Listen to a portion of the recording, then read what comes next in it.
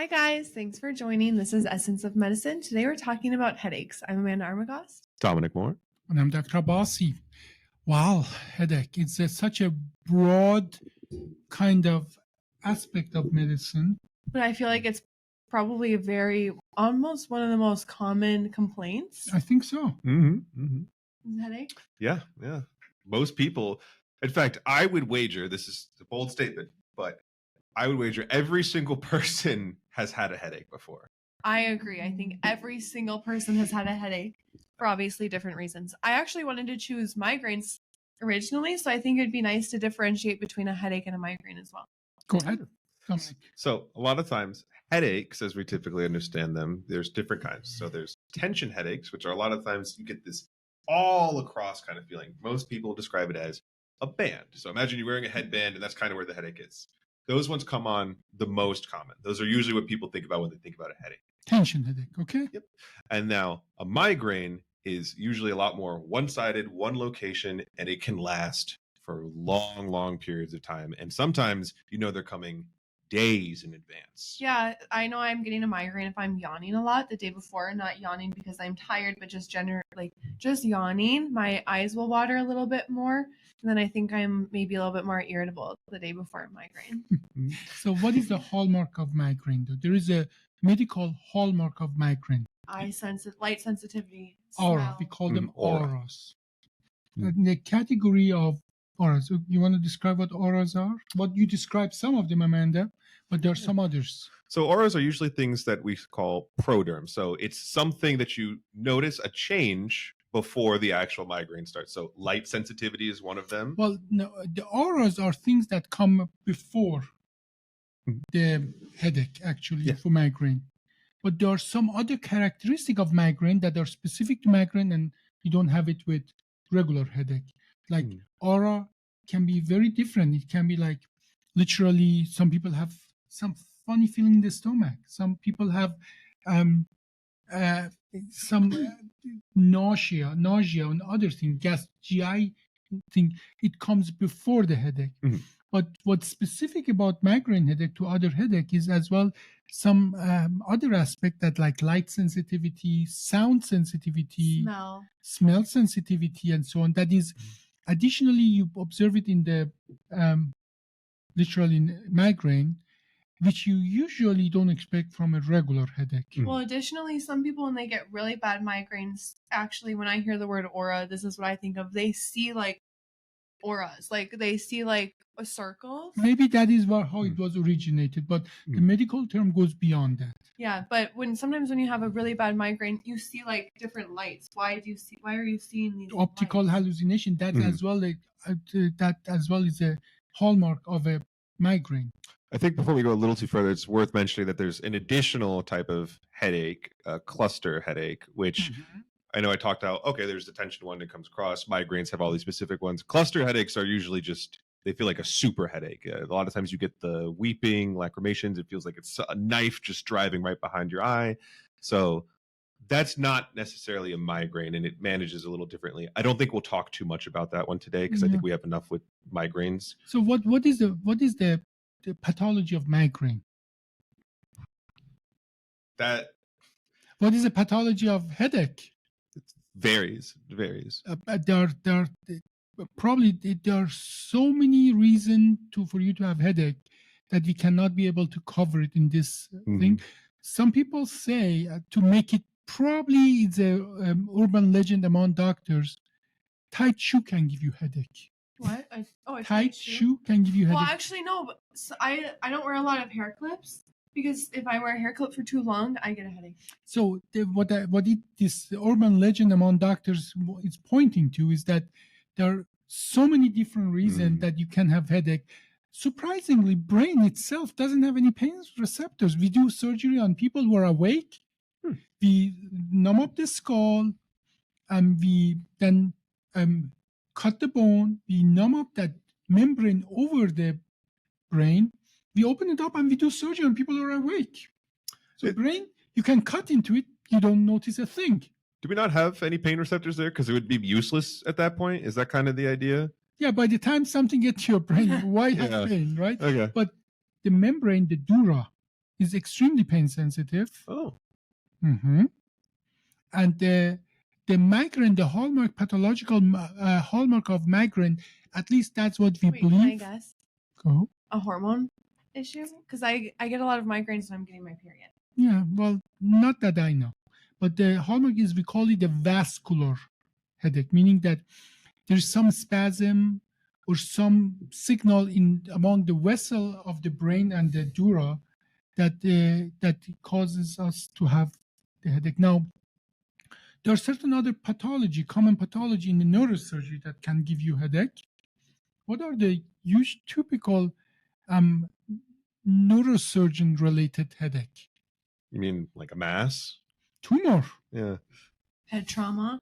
head trauma, obviously. Anything that, see, certain area of our body are extremely sensitive. The capsule of the joint are very sensitive. What's that membrane over the bone? That all our bone have a thin membrane over them. All our bones, periosteum. Oh. So periosteum is extremely sensitive.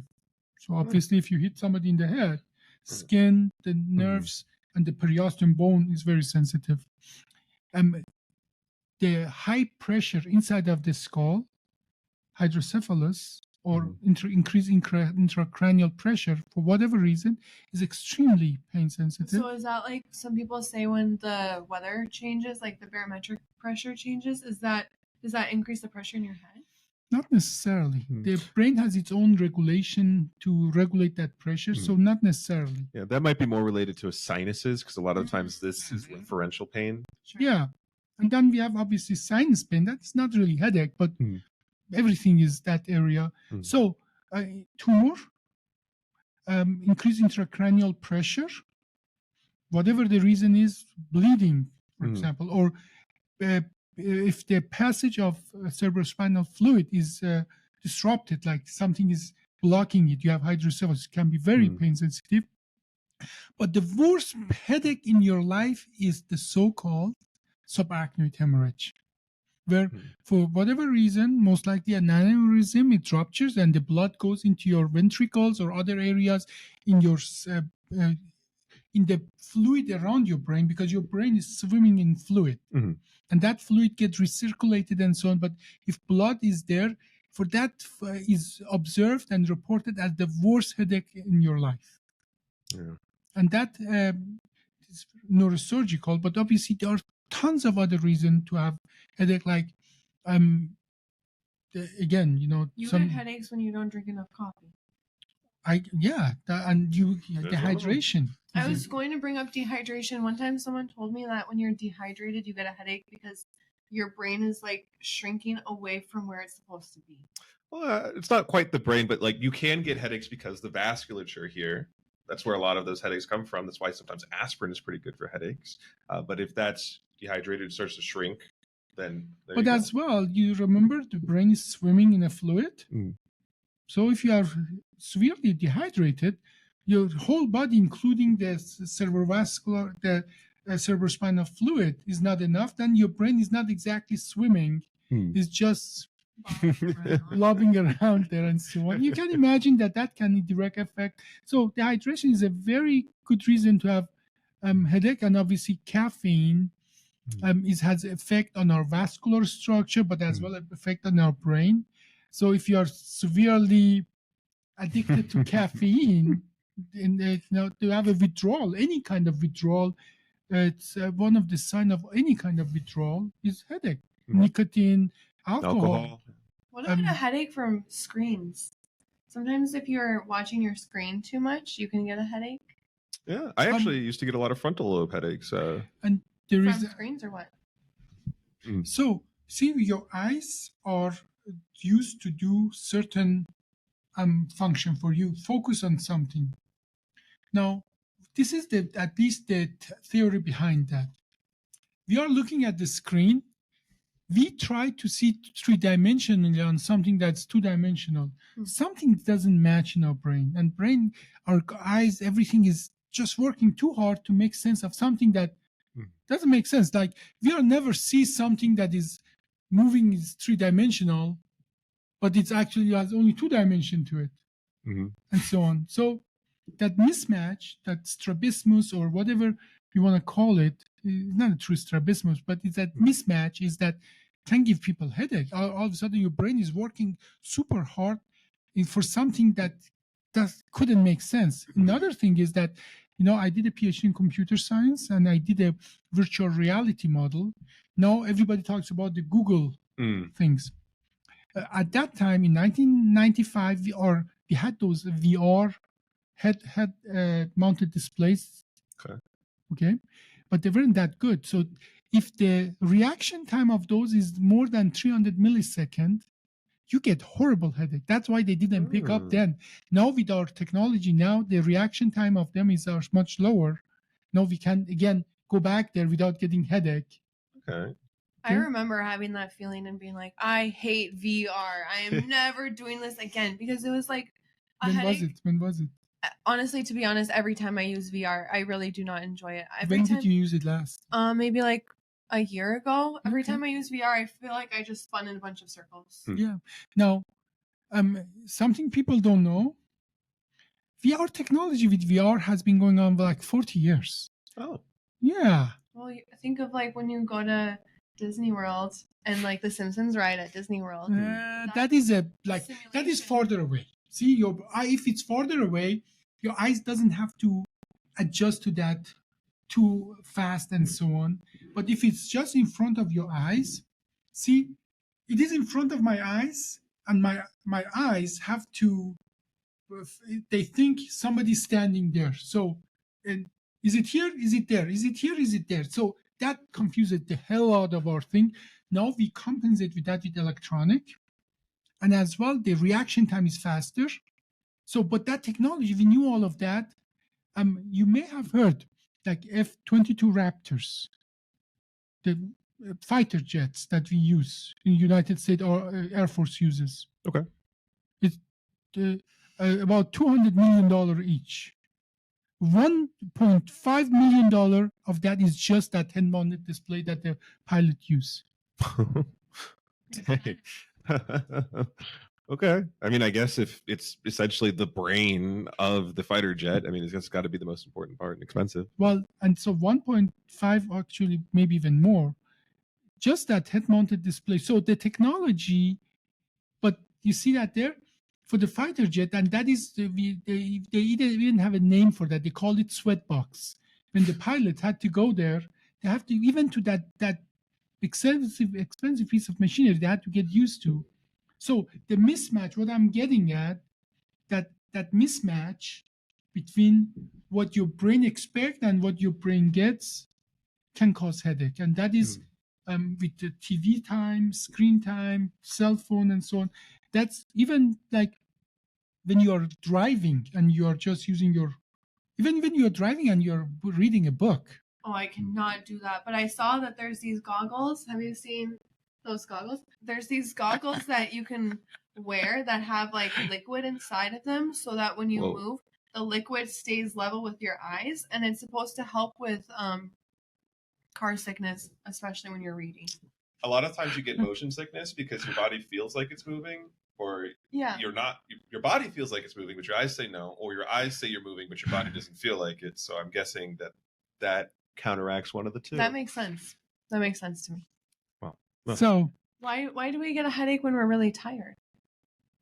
I think part of that is, stress reaction of your body and high corticosteroid and so on. But again, that the mechanism of the headache is not well understood. We just know what's causing that. We know what it is. We know how to treat that, but we don't really know what the headache is. Yeah. One of the best things that they had ever taught me in PA school about how to treat a headache is, did you have a day where you didn't have a headache? Yeah? Okay, just whatever that you did that day is the only thing you do forever now. Like, so that, I don't feel like that's the best way to do anything. But a doctor's note for me. So, even, if you're on the sun, you get too much sun, I always thought that was from dehydration.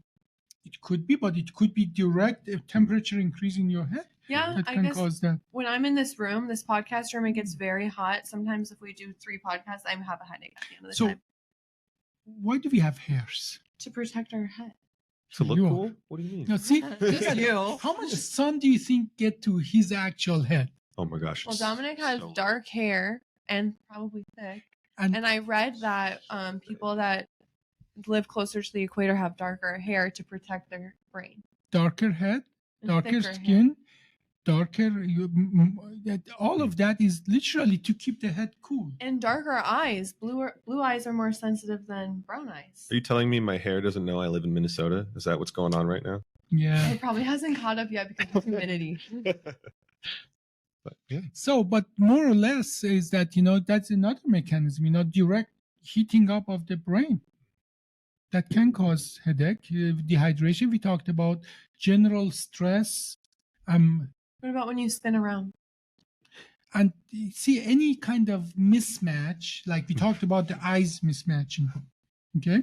Mhm. And that when you spin around, your ears and so on, they're giving you a signal that you're moving around, and they try to stabilize you. Any kind of mismatch in our main sensories Mhm. can cause obviously headache, like imbalance, nausea, and headache. Yeah.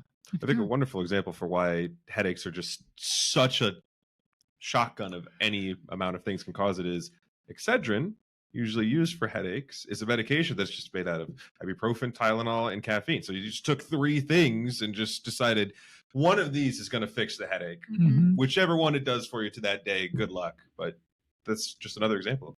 Sometimes when I have a headache, I smell peppermint and lavender and it gets rid of my headache.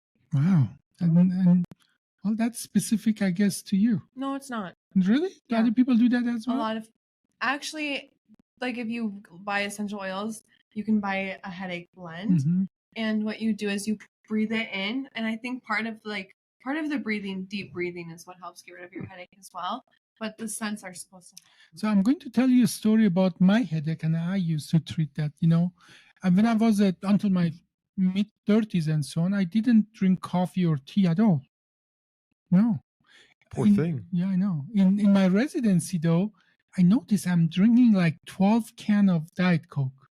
And if I don't do that, I have headache. I didn't know that Diet Coke has caffeine at that time, even though I was a doctor, a neurosurgeon resident. I didn't know. You see how gap in the knowledge can be. Once I figured out that Diet Coke, somebody told me, okay, you're caffeine addict. I said, what? Diet Coke has caffeine? Oh, yeah, it has caffeine. I said, nope, I cannot do that. I cannot be caffeine addict. So I switched to something else, and that worked pretty good.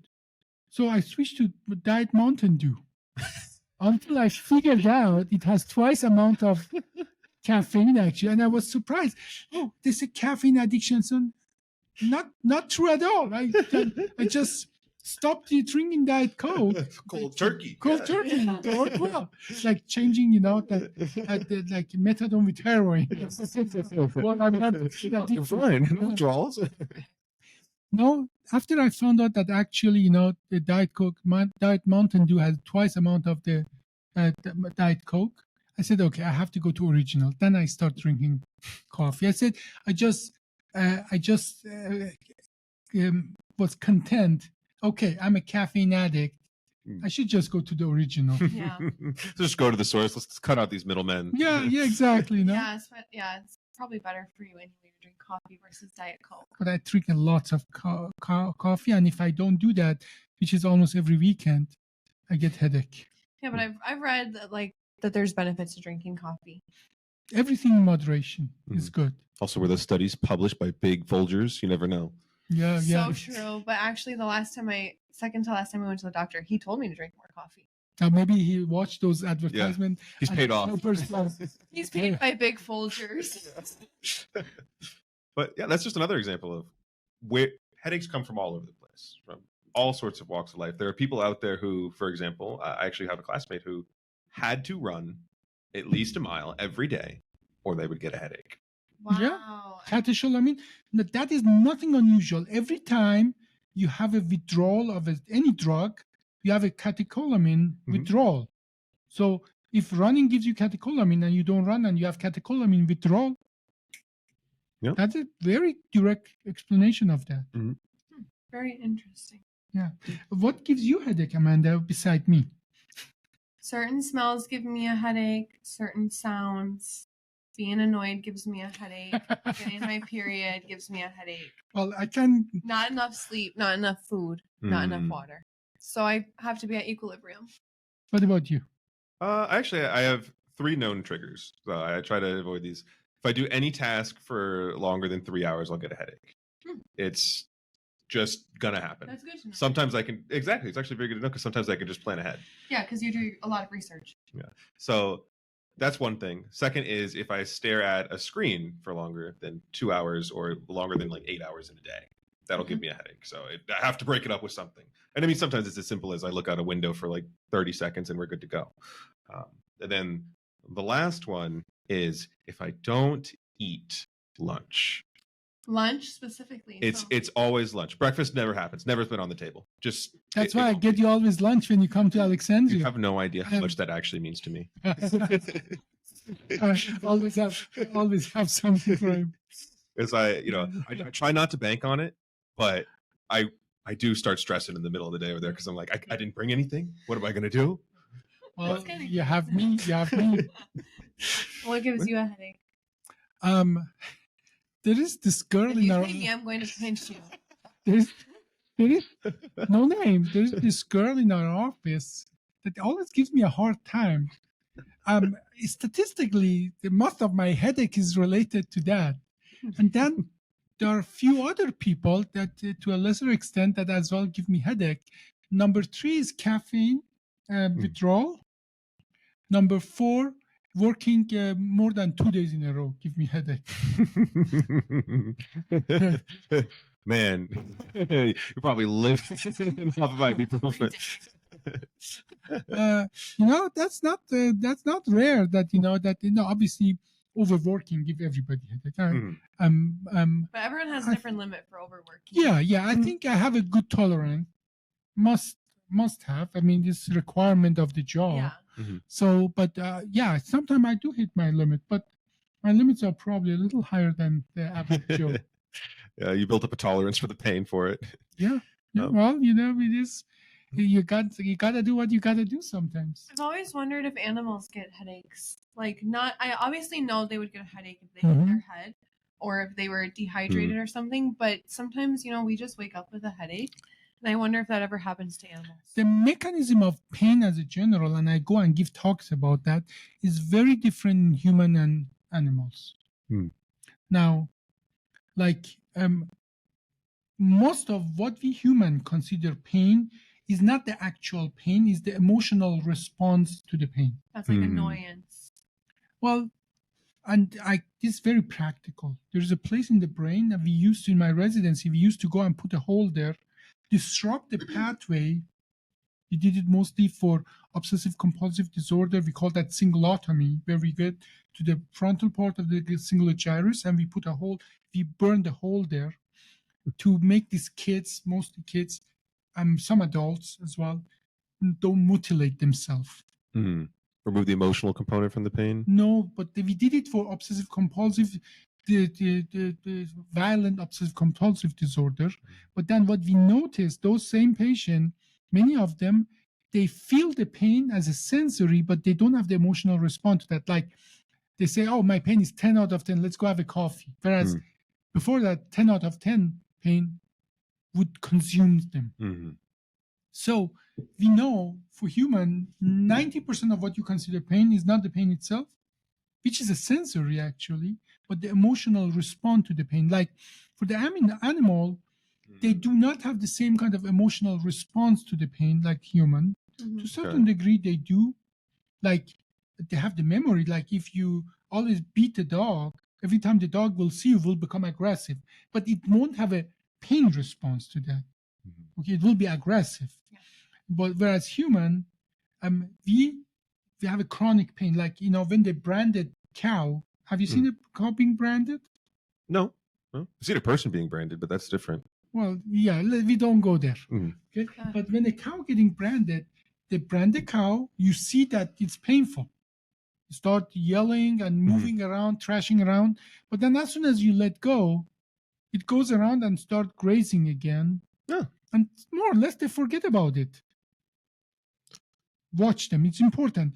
You brand them, they just stand up, run away, and then just less than a minute later, they're grassing as if nothing else has happened. Now, let me try to brand you and see if 2 minutes later you're going to go and have dinner and enjoy your dinner or not. It's going to be a bad day. It's going to be a bad day. You won't enjoy that dinner that much. That's why I'm saying not only headache, but most of what we consider pain in human is emotional response to the pain.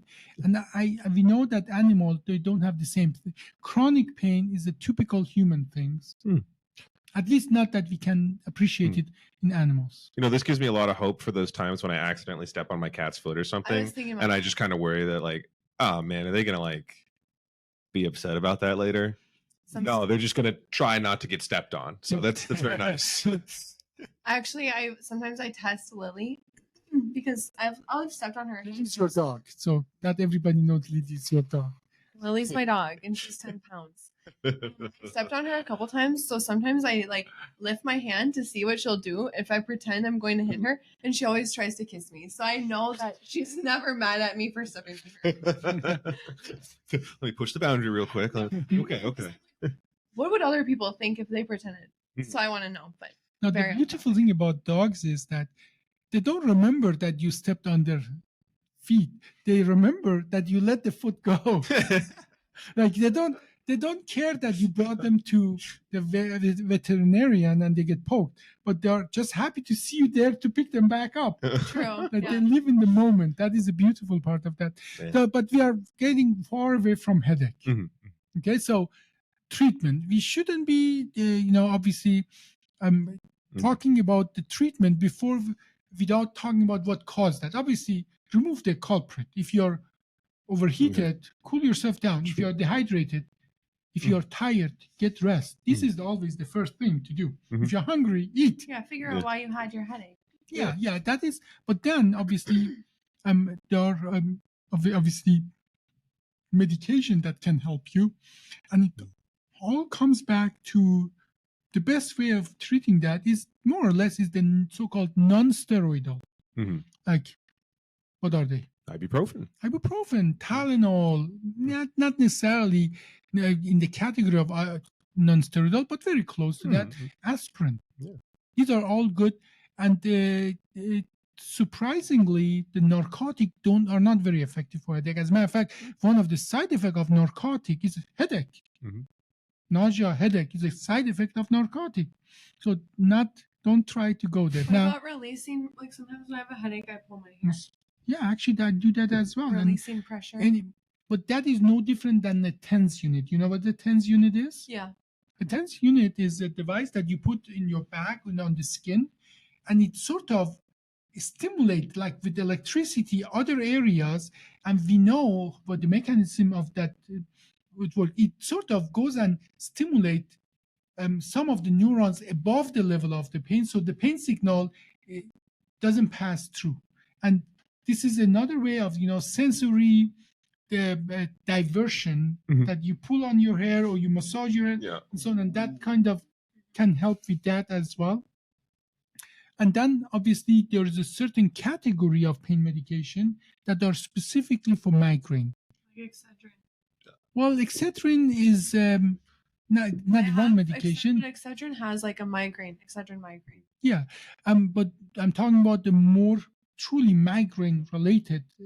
Like triptans? Yeah, they are mostly work on a vascular structure. As a matter of fact, we don't really know. But because this medication that works on the vessels, they open them up like nitrose, release nitrose in the muscle layer of the thing, they opened up. Because of those medications are so effective in migraine, that is one of the reasons we believe migraine is a vascular headache. That makes sense. Because one of the interesting things about a lot of these medications is that you don't take them until you're ready to abort the migraine. So they're called abortive medications. So once the vascular would start to constrict, then you go, no, don't do that. And there are actually, and there are some medication for migraine specifically that you take them before you have migraine, and there are some that they break through the migraine, and these are actually, again, two category, but both of them are medication that work on the small vessel arteries of your brain or vascular structure of your brain and head. That is why the going kind of hypothesis is that migraine is a vascular in origin. And that's one of the good reasons why you want to draw a kind of a line between a migraine and a headache, is because headaches, I mean, there's probably as many grains of sand on the beach as there are reasons to get a headache. But we have a working theory on how migraines happen, and so therefore. Yeah, and you handle them differently. Yeah. That part that we said, if you know what's the headache, remove the culprit, sometimes applies to workplace too. Yeah, well, I have plans this evening anyways. So thank you guys for watching. This was Essence of Medicine, and we talked about headaches. I'm Amanda Armagost. Dominic Moore. And I'm Dr. Abbasi for headache. For headache? For essence. For headache? Yeah. He's outed himself, ladies and gentlemen. It's an app.